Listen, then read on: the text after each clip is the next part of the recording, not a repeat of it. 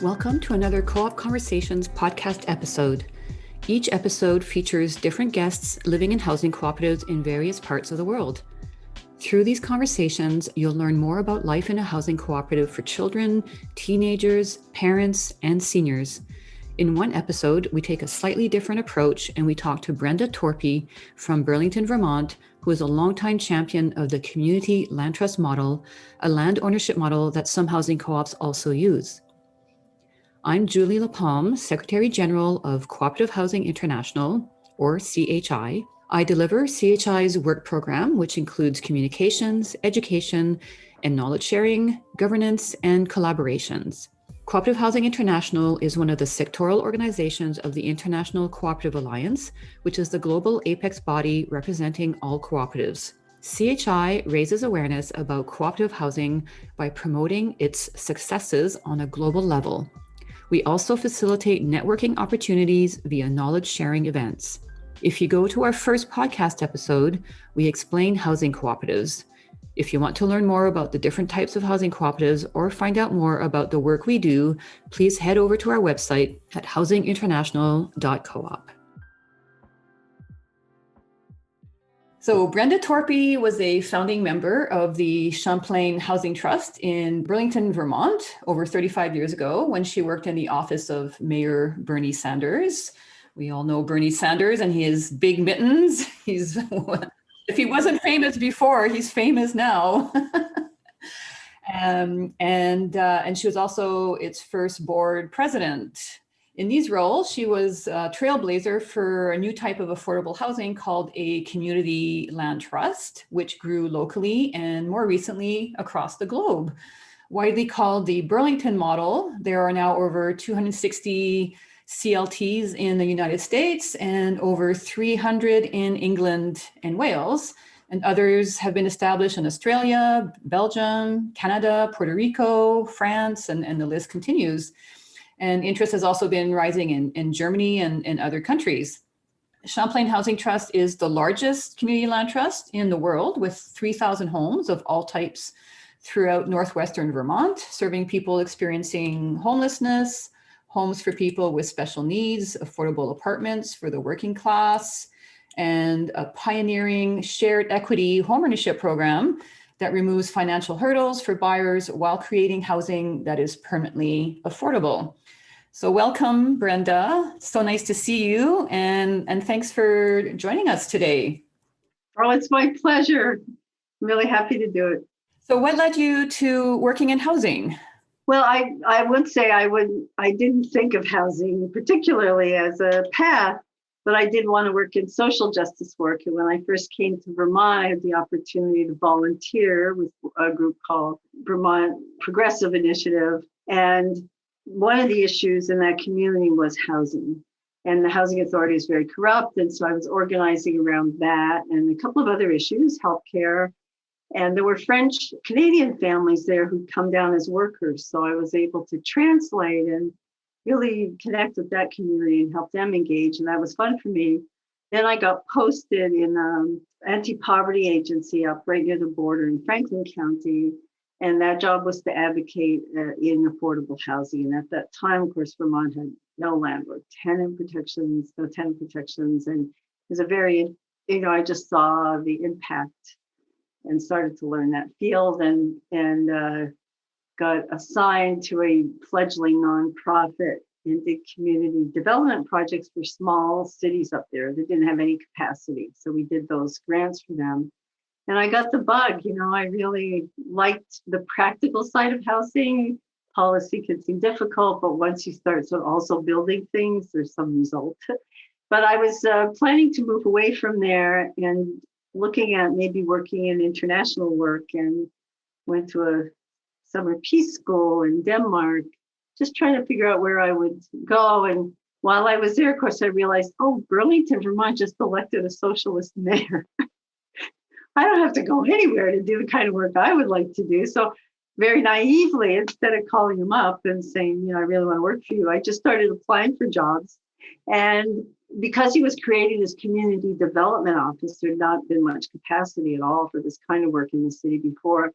there were a number of jobs and I got the housing position. It was so exciting to work in that environment where the goal was really to support the people who traditionally have been left out. And you have a Canadian connection as well, right? Like you are, well, you're an American citizen now, but you grew up in Canada. Also a Canadian citizen. Yeah, I grew up in Montreal and went to French school until high school. And then my family is very strong on bilingualism. And so I continued my studies in English. And I lived in Toronto when I did my graduate school work. Okay. Canada represents. Yes, see, those Canadians, we do good everywhere. Yeah. So a community land trust is a nonprofit corporation that holds land on behalf of a community while serving as the long-term steward for affordable housing, community gardens, civic buildings, commercial spaces, and other community assets on behalf of a community. Do you have a better definition? Like, do you have a quick, easy way to describe it and how it works and where does this idea come from? Okay, well, the idea had its origins in the civil rights movement in Georgia, in the South, when people were fighting for the right to vote and also economic access. And the first community land trust was land where people worked the land together but owned their own homes. So they developed this model of, by owning the land collectively, these folks could never have got, mortgages or bought a home. But by buying the land collectively, raising that money collectively, that's cooperative. But individually, it was very important to be able to own their own homes. So they developed this sort of hybrid. And then as folks evolved the thinking about this, obviously, a lot of African Americans were moving to the cities, moving north.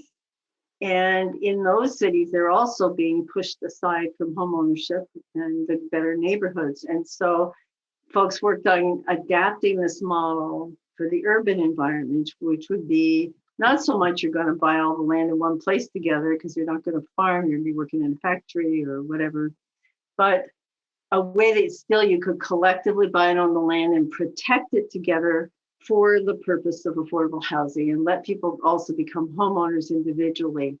When we started in Burlington in the 80s, there were just, I remember 3 anyway, community land trusts in cities. They were very small and struggling because they did not have any government support, of course. But what their goal was really to defend and protect an affordable neighborhood, because the only time improvements came to those low-income neighborhoods is when people wanted to move all the poor people out, right, and gentrify in that way.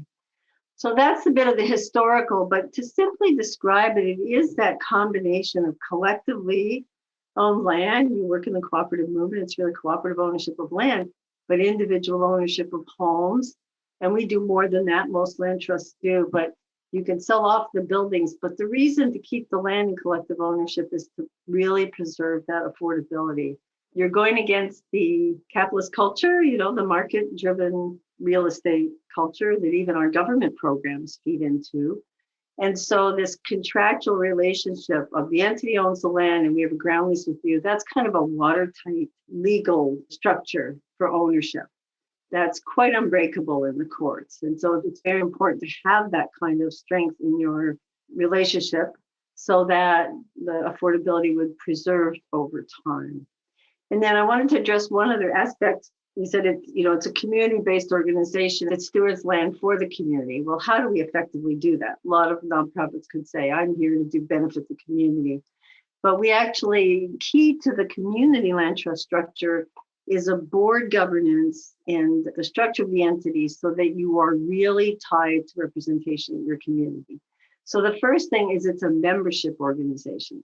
Anybody in the service area can join and be part of it. And the membership has rights. They elect a board.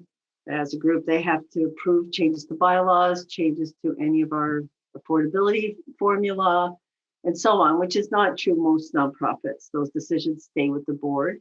The board of directors in what we call the classic community land trust is a 3-part board. 1/3 always residents of your homes. 1/3 residents of your service area who support the mission, who are not residents of your home. And that's how we balance that, it's not just for the people who got it. And then 1/3 public representatives, where community land trusts try more to tie into local government or local agency service, more of a formal relationship outside of your organization. Nobody has a majority, but there's enough of a plurality of residents for their voice to be heard. And it's a good balance of staying externally focused, responsive to government, responsive to community, but obviously with the voice of the residents. It'd be very important.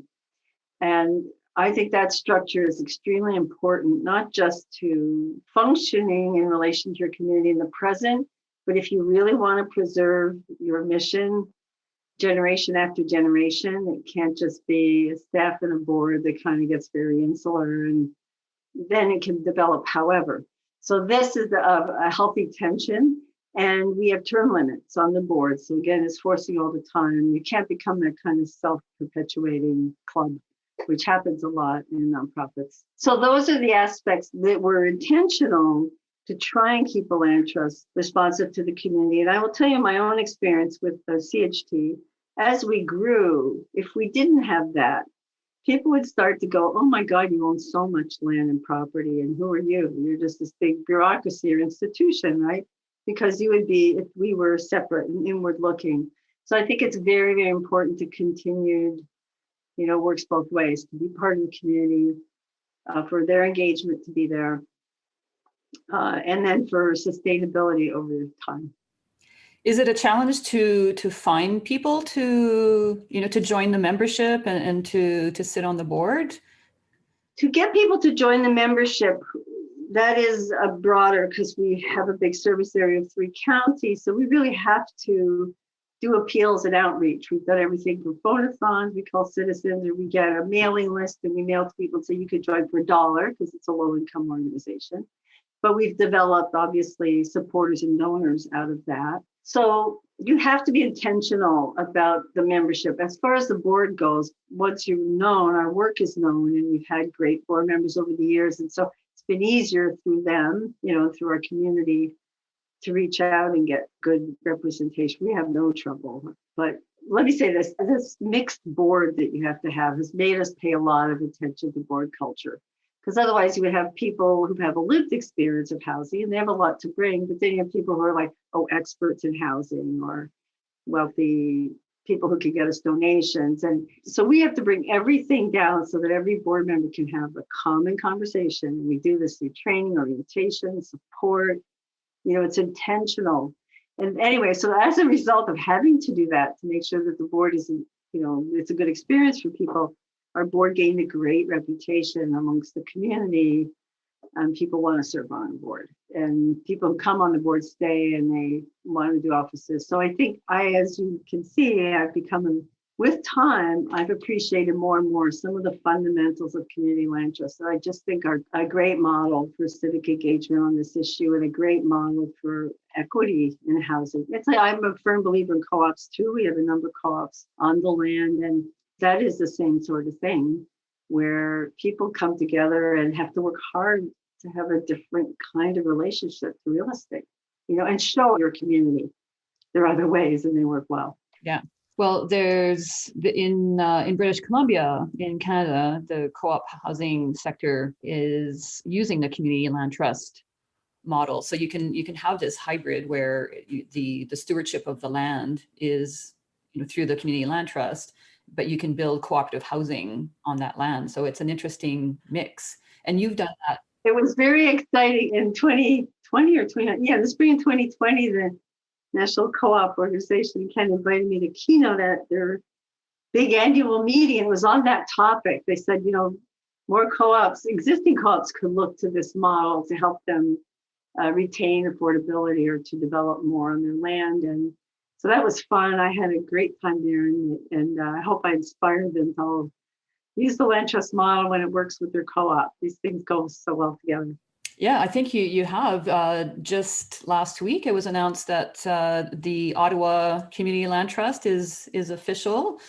So that's a first. And so they're popping up here and there and all over the world. And And the Champlain Housing Trust has been instrumental in sharing this model and in sharing best practices. So kudos to you and your team that you've made a huge difference. So staying in that vein of this hybrid CLT and cooperative housing, so community land trusts have often promoted owner-occupied single-family housing, but many CLTs have many multifamily rental and cooperative units as well. So Champlain Housing Trust has 6 co-ops ranging in size from 3 apartments to 40. So CHT has both the ownership and the co-op model. So what's the advantage of using both models? Well, our goal, and this is another aspect of the trust that I like, and I think is why it is spreading like through your work that you have been doing, international co-ops, because it's a model where that's adaptable. If people have a different cooperative idea of how to live cooperatively on the land, but for me, it is all first and foremost about people gaining security on the land and not being pushed aside by wealthier forces. So in our model, when we started, people were very excited that we could do this hybrid home ownership because home ownership mortgage rates were in the double digits in Vermont at the time in the US, and our housing costs were gentrifying. So this idea that you take the land out, you create an affordability, a deep subsidy to the buyer at the front end, and then in return, they share the appreciation. They share that market appreciation. That's our model. But we realized that then, and it's become more the case, that the renters were the folks who had no security. So we did work on landlord-tenant law that passed in Vermont that took a lot of advocacy. So tenants had few more protections, but people could not save as renters anymore like our parents might have, and then be able to buy a home because the high cost of rentals and the lack of security still in their homes. So we felt that to build up the security of people in housing, we needed to have all the models, and that if people get into affordable rental housing and we keep that affordable and we treat them as they're members of the trust, there's no difference if you're a renter or homeowner, then they're going to have a better start, a better chance. And we've had a lot of people move up. So it is the same thing with the co-op. Folks came to us and said, no matter how much you might make or earn, or you help us with your classes, some people will never be able to get a mortgage, or it's not for them. And there was a value to having a model where people could have an ownership stake without having to get their own individual mortgage. So we started doing co-ops. And in fact, all but the small co-op in our portfolio now are zero equity co-ops, because we have to fund them to make them afford. There's affordables at rental. So we have to use all the financing and subsidy programs for rentals. So they're not allowed to take equity. So what we achieve with them, the zero equity co-ops, is that through their leadership, they keep the costs lower, and they have our lowest, what we would call carrying costs in co-op, but as compared to comparable rentals, they have a savings every year. So that's the dividend in our co-ops. And then we have an interesting one. We have a very large, for Vermont, rental development called Northgate of 336 apartments. And it was in an old subsidy program. And it was one of my projects. We saved that as affordable housing way back in the 80s. And when they had the chance at the end of, the financing structure, like your co-ops have, they had the option to figure out what to do with the property. Would they want to have some ownership? And, and they said, if we did, that would displace some people because only some of us could get a mortgage. So what they created was, still called rental housing, but it's a single purpose nonprofit that runs it just like a co-op, mostly residents, a few community people. So that's in our portfolio as well.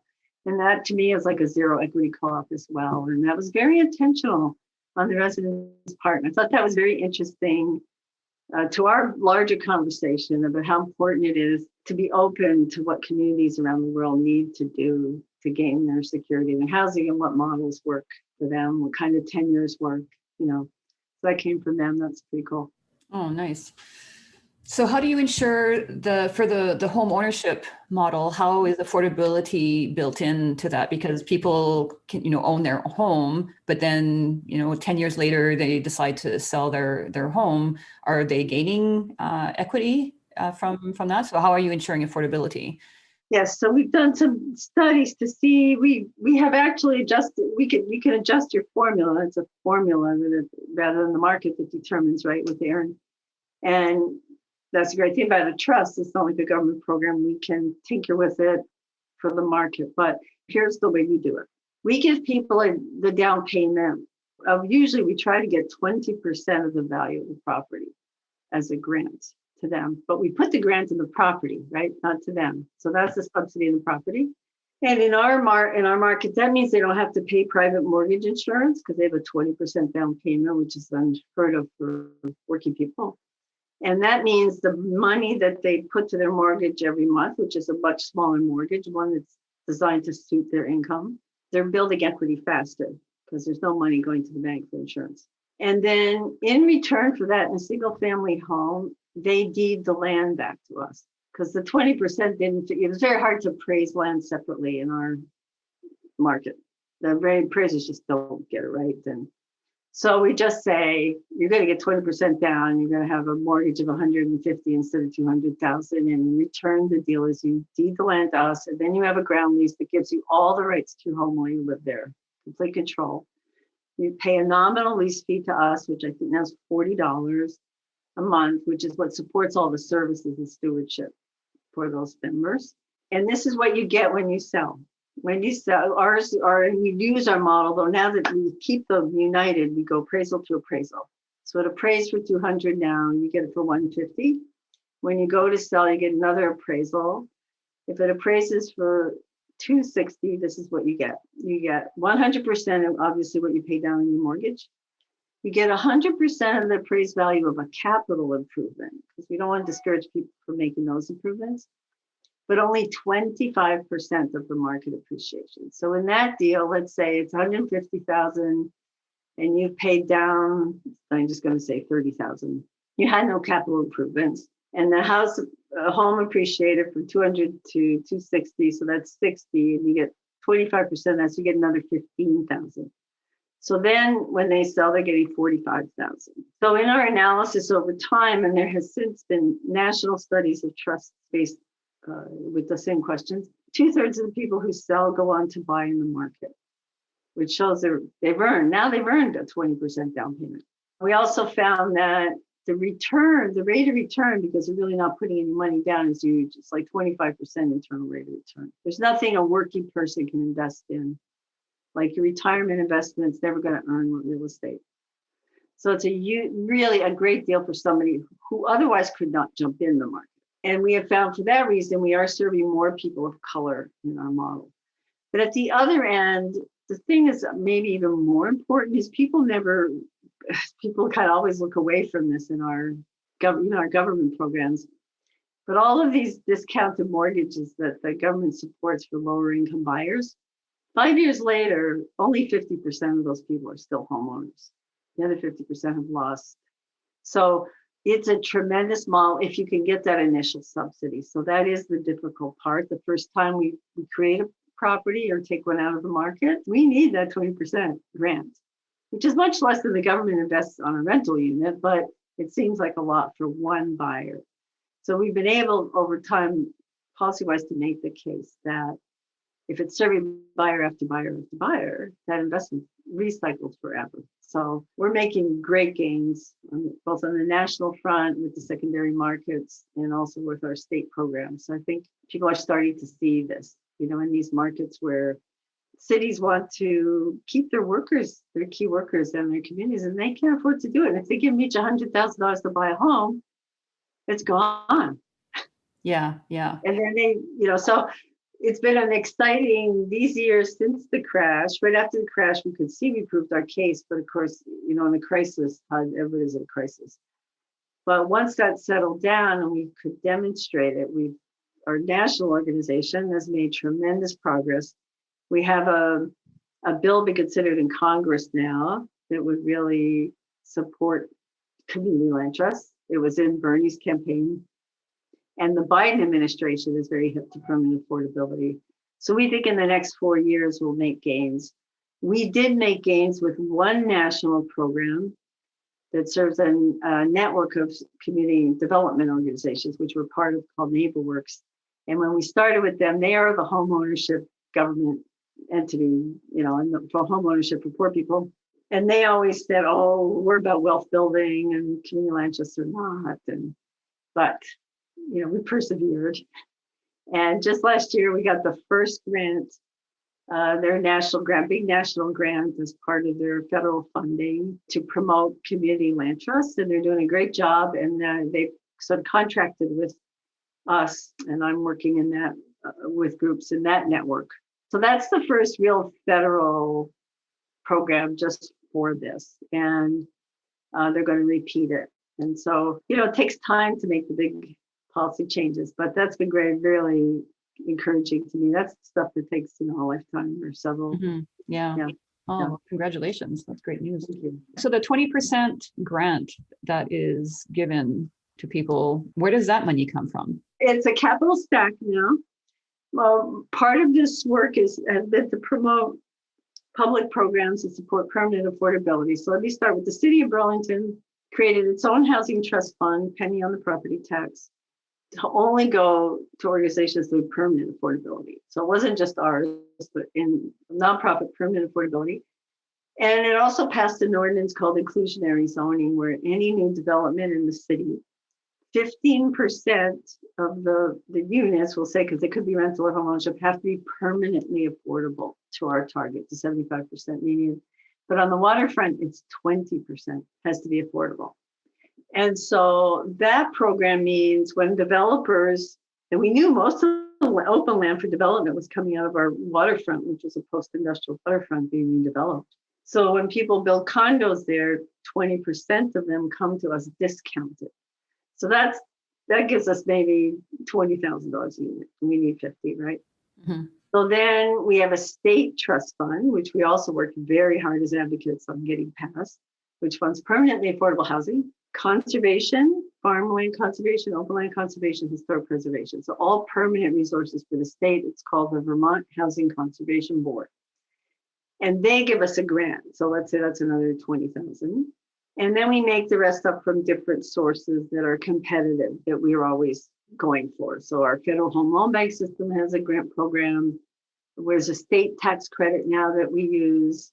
Sometimes we can get an extra grant from the city to make that up. So we have to stack it now. When we started, we were putting 20,000 in. The state had a lot of subsidies, and we built our program with just that for many years. But then they can't do that now. The other thing is partnerships. So we partner with Habitat for Humanity, which is well known around the world, and they reduce the cost of a home with their volunteer labor. And it's very interesting because the Habitat for Humanity program also started in Georgia. And in the beginning, they were about permanent affordability, but in a change, we were very aligned with the community land trust movement, but we drifted in different ways. But now they're coming back to it because, again, they were building these homes and selling them to very low-income people. That's their mission, commitment. And those folks were just failing.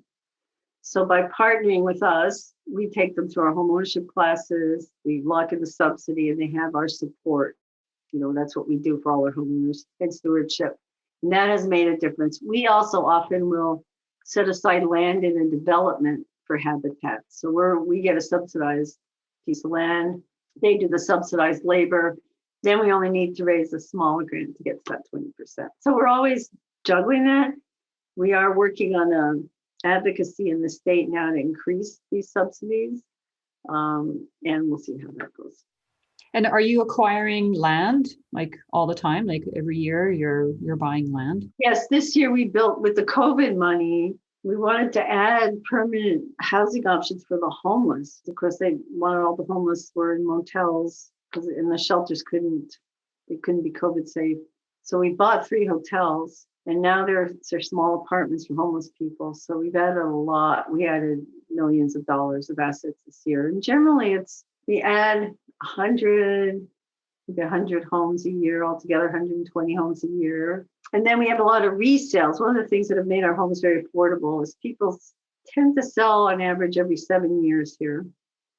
And a lot of our folks buy a condo first, and they are doing it with us to buy a home. We have a lot of condos in our portfolio. So we have a lot of very affordable homes for people to shop.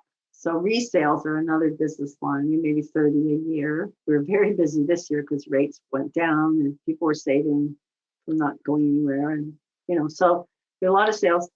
And those homes get very affordable over time. I mean, I was buying homes in the 80s for $80,000 that are worth $260,000 now. So what we do is when there's a huge subsidy in one property, we put some in a stewardship fund.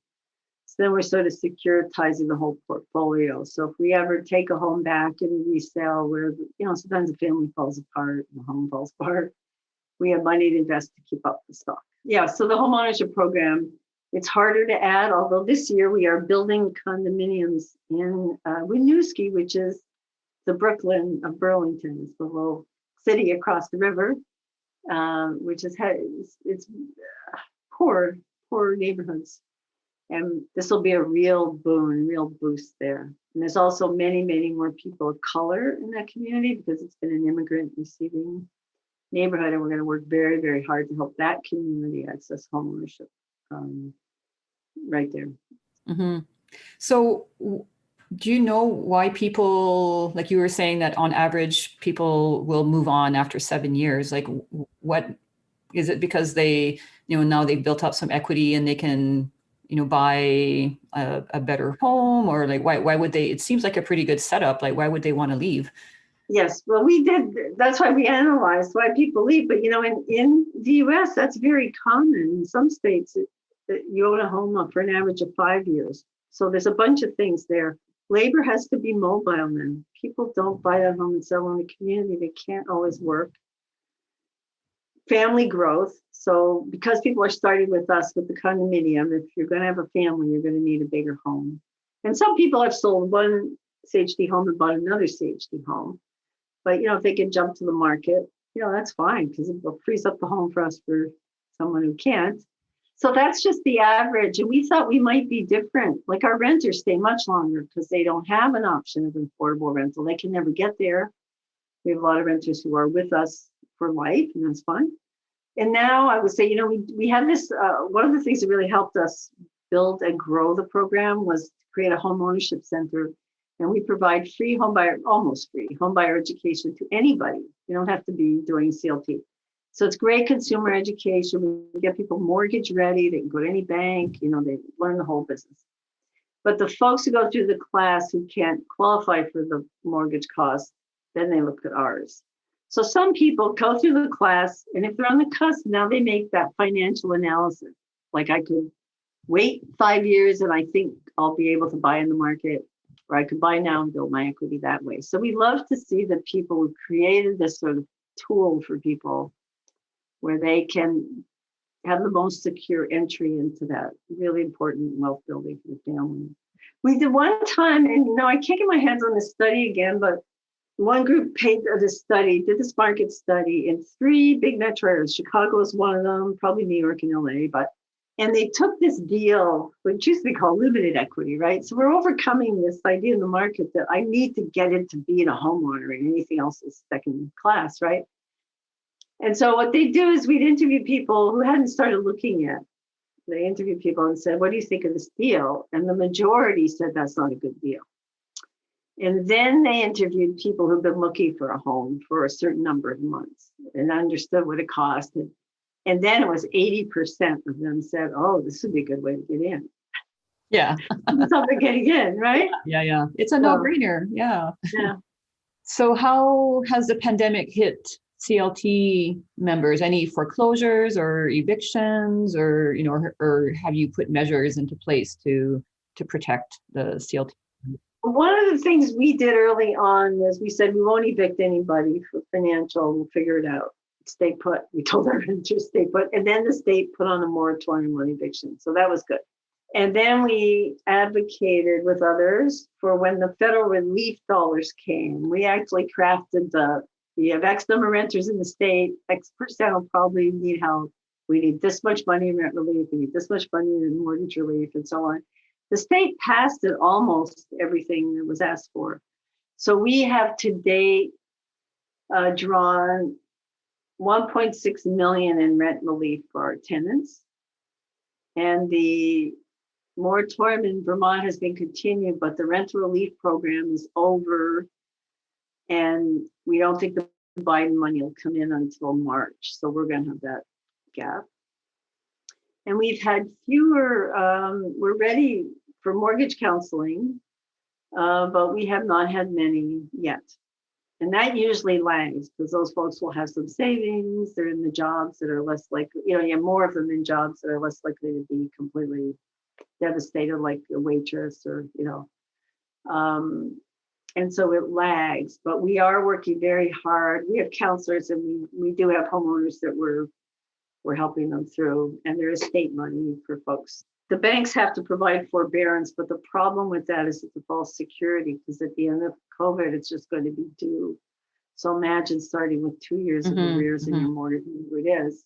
And with banks, once people are in, sometimes you can renegotiate. Rates are so low, and you can, we'd sooner get them now into a place. But that has not hit us hard. We did advocate to the state, we're going to get one more person in home ownership because we learned with the financial crash, the wave is coming. We got to be ready. And having a counselor that's expert that can get the banker on the phone and fix things is very efficient way to help. It's almost as important then as having some money to subsidize them. But without that, people don't know how to use the money. The banker doesn't connect. We learned all this after the crash. So we're ready. Yeah, ready for the second crash.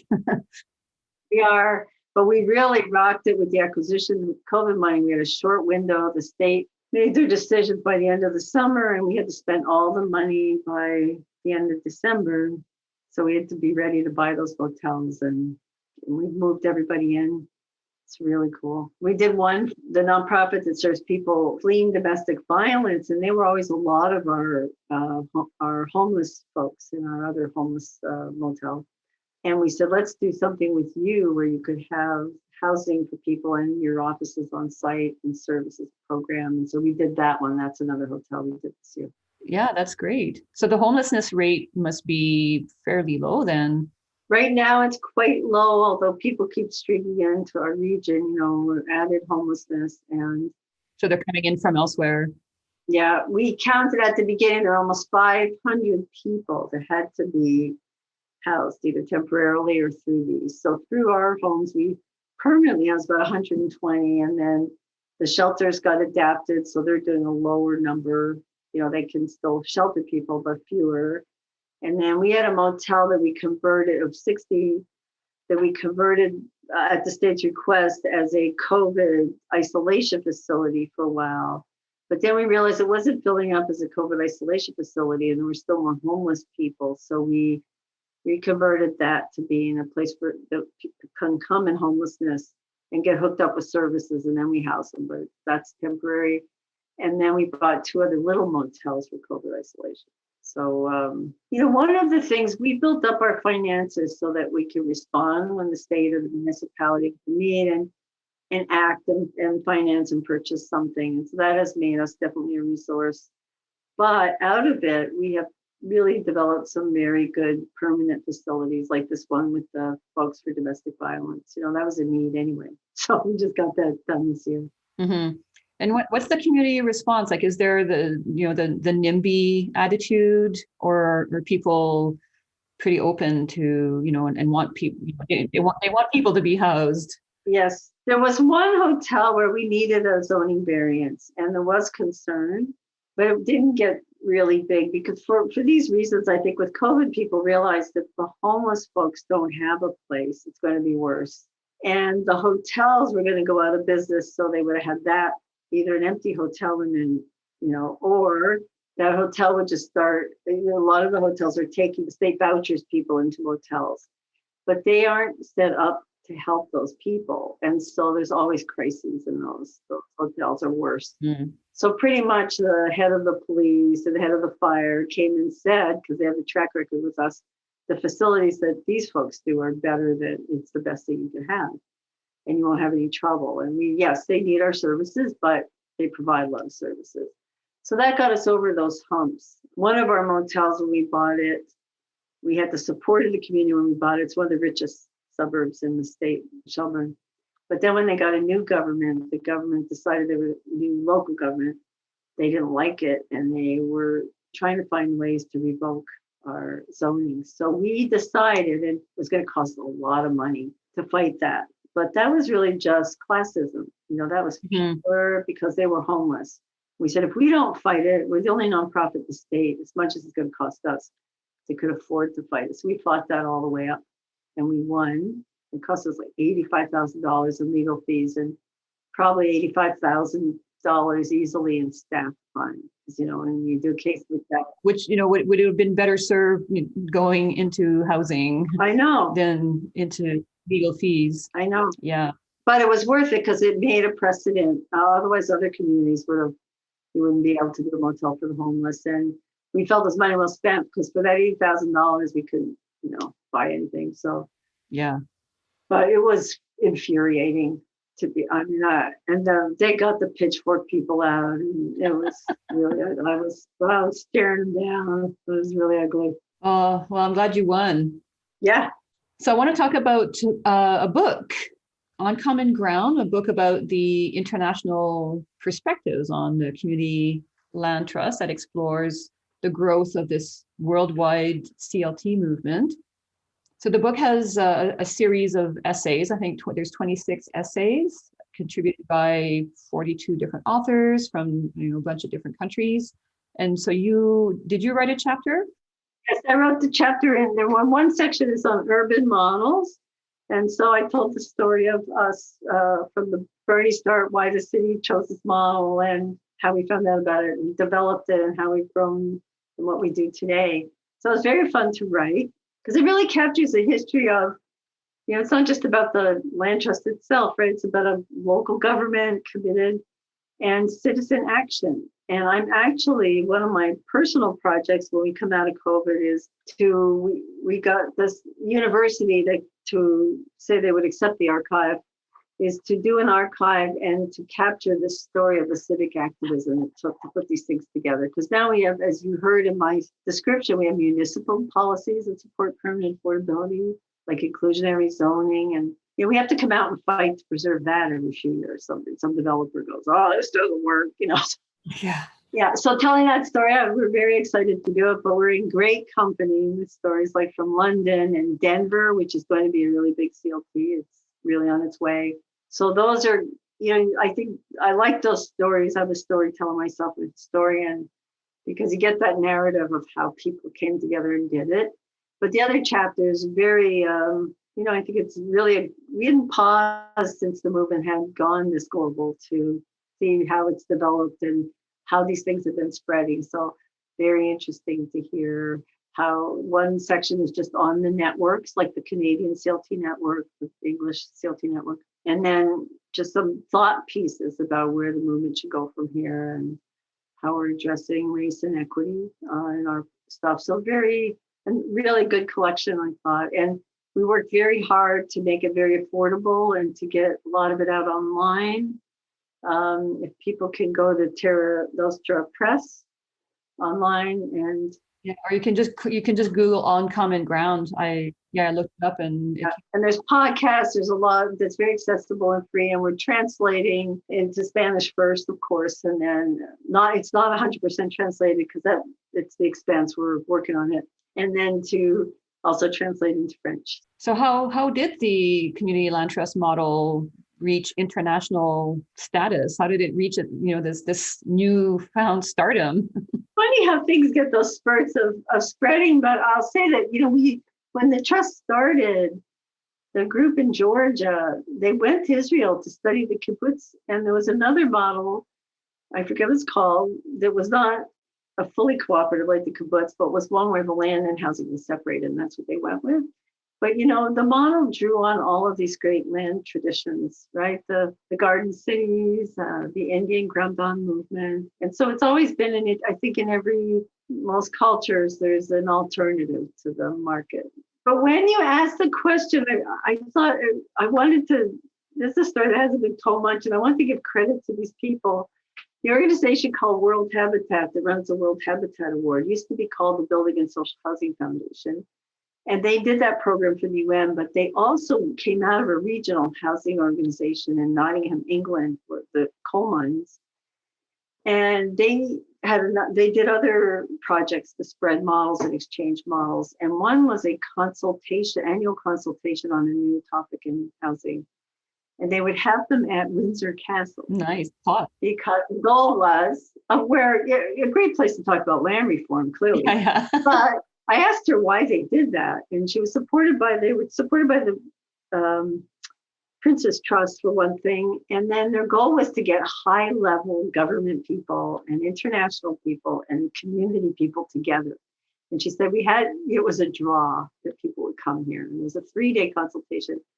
So in England, the housing cooperative movement was active. And then there were some people actively studying community land trust type models from the Garden Cities at the University of Salford.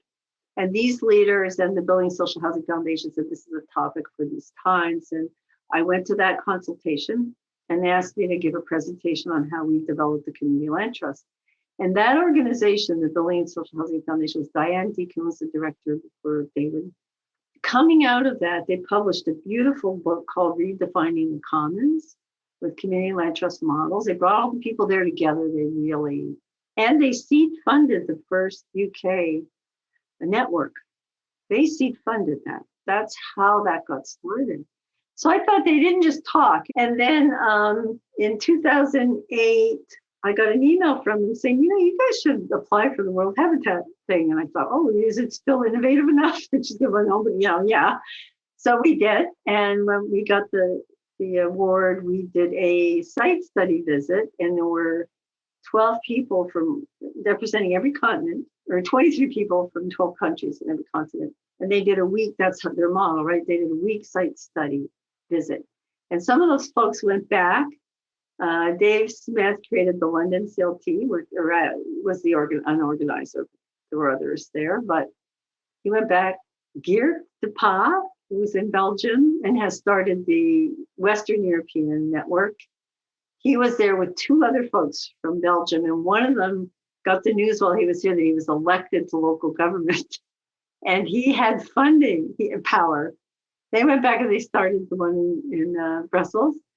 And then, so that was, that really, there was a seed going out. And from Canada, we had Charlie from the Canadian Association of Aboriginal Housing and his organization. And he then came back and had us speak at their national conference. And then I got invited to other national conferences. And in Canada, we had had some interest from Canada before this. But, they really, the Building and Social Housing Foundation and the World Habitat Award really helped spread the model and really supported us after to remain connected. I think I admired that program, and I think it's become even better in the affiliations it has today. That through Cohabitat and the great people working there today, to really focus on community-based models now. But the intentionality of the way they connect us to actually really learn from each other, I think, was a tremendous program. So I wanted to give them all a shout out. Big shout out. Yep. Yeah. That's good work. Yeah, and they're accepting applications for the World Habitat Awards right now. Yeah, I think the deadline's in March, so it's coming soon. So I think that Canadian model, I should write to the folks in BC of the co-ops and the CLT together, because they're doing it really on a scale, and they're doing it in Ontario at scale. That might be a very interesting innovation because it's powerful. Yeah, they're very active. They're building lots of communities, not necessarily all housing cooperatives, but and developing great partnerships. Yes, they're definitely the trailblazers in Canada. Yeah, and then years later, actually, also I think they were studying at World Habitat, but they gave the World Habitat Award to Cano Martin Pena in Puerto Rico, and that has helped with the Global South. That was really, they gave them support, and of course, much more difficult for them to do that kind of work without the kind of support that organization gave them. Mm-hmm. Yeah. So, we're nearing the top of the hour here, so time to reach our conclusion. So you led the Champlain Housing Trust for over 25 years. 29. Oh, so close to 30. I know, but it's time. Never mind the round numbers. Yeah. Well, it rounds off to 30. And So, but you're still involved with the Champlain Housing Trust. What capacity are you working in now? Well, I had in that role begun to do a fair amount of travel and training, and we discussed in our last strategic plan formally creating a technical assistance arm, because actually our ownership department has a state contract now and a federal one to help other groups. It was starting to be, and we never recognized it in our organization. So talking to Michael, who's now the CEO, he said, we could do it formally. We should do a technical assistance arm, put all that work in there. And what a great place for experienced people to go. So I was going to do this kind of work anyway, but I'm so thrilled that I can be doing this part still of CHT. So it's just called TACHT. And it's fully supported by the board and organization and enables me, like right now, I'm speaking to folks in, I think, 7 different states, and they won't all become customers. But again, it's our way of helping people get on their way. And then if they need us, they know we're here. So I'll be working with a few of them and with this National Neighbor Works group for starters, but also for us to be able to publish papers. I just wrote one on race and equity that will circulate and start having sort of a thinking from a local perspective. We have the great CLT Center for Innovation. We have the Ground Solutions Network. Those are networks. But the voice, I think, at the local level, we saw people really want to exchange with each other at that level. So it adds a piece there. Mm-hmm. Yeah. And would you would you consider doing international? Absolutely. Oh no, we're open. Yeah, if it wasn't COVID, that would be happening, but absolutely. I'd especially love, of course, as you know, to work at Canada to give. Yeah. Yeah. Well, I mean, I often am introduced to groups all over the world with Cooperative Housing International. I'm talking to a few folks in the Philippines, actually. I saw that with your Asian conference, right? Yeah, we have a webinar March 9th. Well, actually, with the time difference, I just realized today that it'll be March 9 in the Philippines, but it's going to be March 8 here. It's going to be at 10:30. Yeah. Yeah. Speaking of your work in the spreading the seed and giving you a shout out, you were very instrumental in helping the Canadian CLT network start and collaborating with us in the US to help them. And you were very, very instrumental there. And we really appreciated that because it was very heartening to be able to help them a little. Yeah, well, it was my pleasure, and thanks for the shout out. And yeah, they're doing great. Like they have a website. They have regular meetings. Things are happening, and a lot of it is also because of government support and funding. So that helps a lot. It's really hard to do without the partnerships with the government and that was one thing I wanted to kind of pass observation on when you were talking about the 1/3 representation on the boards of community land trusts.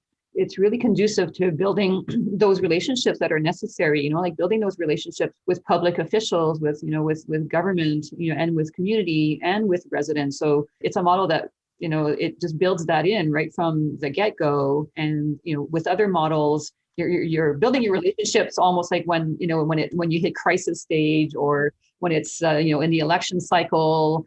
But with this model, it's built in. You have to build those relationships, and those relationships are important. They're essential for growing the movement. Yeah, that's a very good observation, because when I started in the 80s, when I would go to trainings and conferences outside of Vermont, I'd go, oh God, they were men in suits. Yeah, yeah.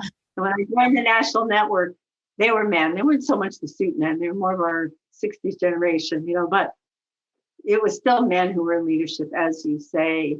And over time, women in leadership have really advanced. Yeah. So I'm glad you raised the issue of women in leadership, because I didn't think about it much in the intervening time. It's become, like, as you say, more and more women in the US, more and more people of color, finally, the communities we serve being represented. But when I left CHT, now we have about 120 employees, and a lot of them are women, and a lot of them, we have a lot of working class workers. And in their comments and notes and stuff to me, it meant a lot to women that there was a woman leader. And I had stopped thinking about it. And I've always, mentored people, whether they're men or women, who work for me. That's really a fun part of the job, is you can, that you can help them along. All these smart young people. But it made me think about that again. And then we think it's so changed, but they took something and it helped them to have a women in leadership. So it's very important that all our communities are represented in leadership as well as in our organizations. Mm-hmm. And when we did the merger, we merged in another organization years ago, and I inherited some board members from that board. It was a male-dominated board, and I felt that shift. Mm-hmm. Our board had always been more mixed, so we worked very hard to shift it over. Those were like intentional. And it creates a different balance, a different kind of conversation. So we do need all those voices at the table. And certainly still, I will tell you that women, we have a role to play for women in this world working, because, we know from the Me Too movement, everything hasn't been fixed and the glide path has not been created for women. So we may be like something we live with, but it's a real thing now still. Mm-hmm. Yeah. Oh, yeah. So thank you so much for joining me today and for answering all these questions and for sharing the community land trust model and shedding more light on what it is, and best of luck with the technical assistance. Well, thanks for having me, for doing this wonderful series. I think it's another great way for people to share. Truly. Thank you. Thank you for listening to this latest episode of Co-op Conversations. We hope that it provided a better understanding of what life is like in a housing co-op.